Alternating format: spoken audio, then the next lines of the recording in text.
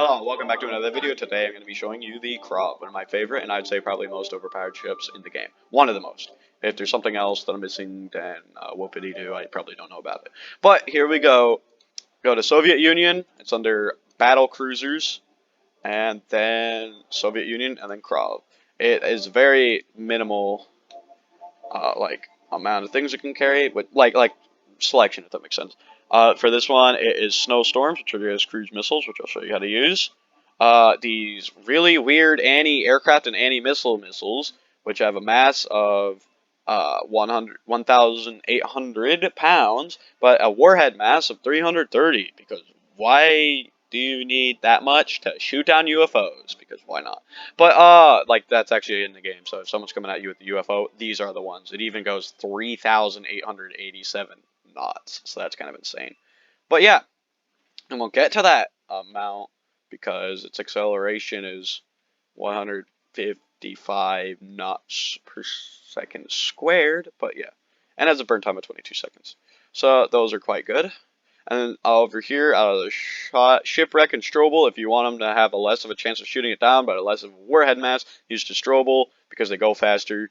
But I recommend using the shipwreck because they go like literally half as fast, not quite half as fast, but they have the same acceleration and the same burn time, but it has like more than twice as much warhead mass, which is like how much explosive it has. So I'll use that. And everything I think is the same explosive in the game, so you don't have to worry about it being like compound B or whatever compared to like actual TNT. And here's some more missiles. These are anti-aircraft missiles and anti-missile missiles. These ones have a more reasonable mass of 20 lbs for the warhead mass and 200 for their overall mass, and they don't go quite as fast, but they also don't accelerate quite as fast, I don't think. Yeah, they don't. So in every way, they're pretty much worse, which is surprising. Though they do have a 16-second burn time, and they deploy vertically. These all do, but this one, you'll see. They deploy and then seem to have a quicker thing. So here's the guns. We have this 4 CWIS battery back here, 2 guns, and then there's more CWIS all around, scattered around this. Yeah, another 4 CWIS. And yeah, so it's a quite powerful ship, especially used correctly. So now let me deploy spawn. Deploy spawn. Here you can see one of my friends in a flying raft. That's not going to be too much of a target. And you can see you can turn the spawn using Q and E. Yeah, and then but you have to shake your mouse or else it won't update. See, I'm hitting Q and E now, and then when I move it, it moves a lot until, yeah, you get the point. So it moves this much normally. I'm going to spam like it and then not move my mouse at all. And then I think it just did a 180. Yeah. You can tell it's rotating by that little yellow thing. So let me just spam it, and it should do like a 180. Yeah, see? So it's interesting. So then you do that, hit deploy. 0 for combat, W to go forward, which will actually hold at that, so you don't need to keep doing that. And then as you see, here's the rudder. So it doesn't immediately stop turning. And here you can see, possibly right here. If you had any missiles, the Seawood would engage them, but I think they don't actually engage aircraft. Yeah, they don't. So that's interesting. But yeah, as you see, they target that. So, but when we get here, I'm going to use the more powerful one because look at how big these are. Follow with 4. These things are huge. They're as big as he is. Like, why? Why do you need a missile that big? Just to shoot down aircraft? Like I said, the Russians should be, are preparing for some UFOs. I'm kidding. It's because they need to go supersonic, and that's why they're so big. The same with the granites here, which are also really big, but these are supersonic, which is why they don't need to be. That's why they're larger than the LRASM and stuff, because the LRASM is meant to go close to the surface and avoid radar up to like a certain point due to the curvature of the Earth. But yeah, there is also one of my favorite features, just because it's kind of funny. There is a tab, toggle night vision, and then input coordinates for the snowstorm. This is my favorite feature. I just forgot to cite these, so that it will go towards where you targeted. If you properly target, I don't know what that was. Oh wait, I need to actually use the snowstorm, so remember to deselect these.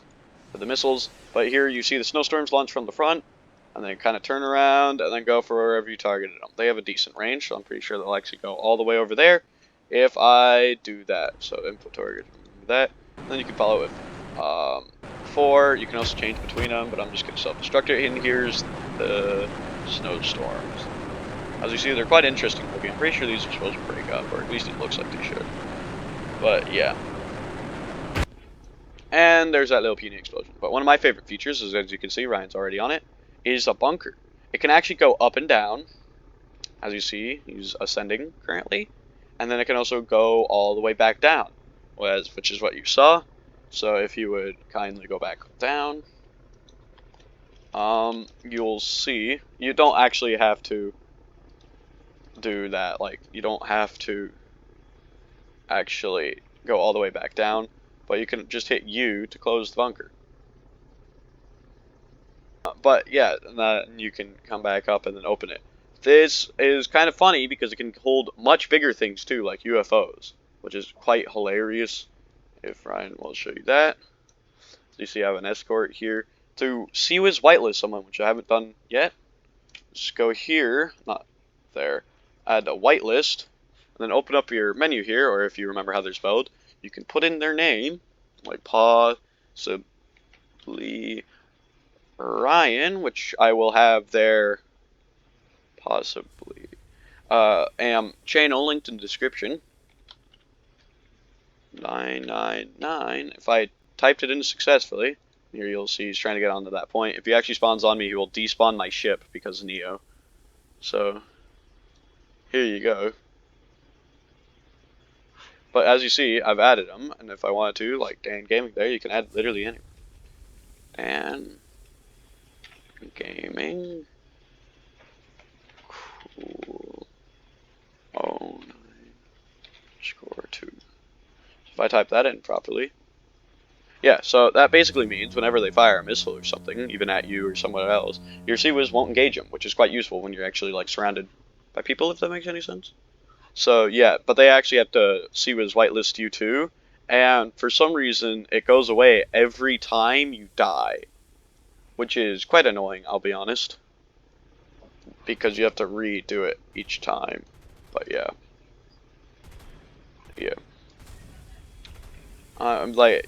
Like Ryan said, even though you can't hear him, is that they probably have it like that. So if they kill you, they can't continue just to kill you, or it's just laziness on their half. So yeah, there's also toggle colors GUI, which is really nice. It's dark mode, which is quite useful. I mean, it's more of an aesthetic thing. Oh, and here you go. We got the UFO on top of my ship, because why not? And I'm also going the opposite direction now. That's never happened to me before. But I'm pretty sure the UFO can actually turn its turret, which is hilarious. So you can actually have like a battleship on a battleship. This looks like we're going into like a battleship death circle here, but from like close range.